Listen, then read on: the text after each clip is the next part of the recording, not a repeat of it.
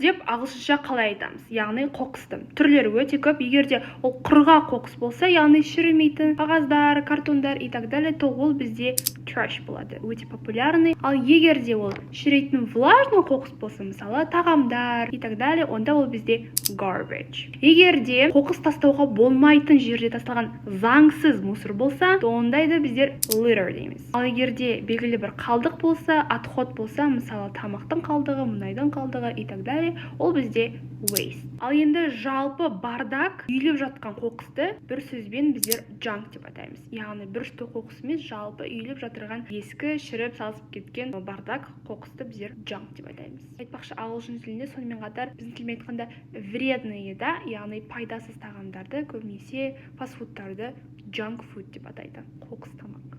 Мен келіспеймін тамақты олай атауына, бірақ та американдар солай атайды. Егер сен ағылшынның барлық қыр-сырын үйреніп алғың келсе, тап осылай, онда менің 5-ші май күні болатын жабық ағылшын тілін тез жеңіл үйрену бойынша тегін сабағыма кел. Мен ол жерде Америкадан үйреніп келген барлық біліммен бөлісетін боламын. Орын саны шектеулі. Егер толық ақпарат алғың келсе, орын сақтап алғың келсе, комментарийға сабақ сөзін қалдырып кел.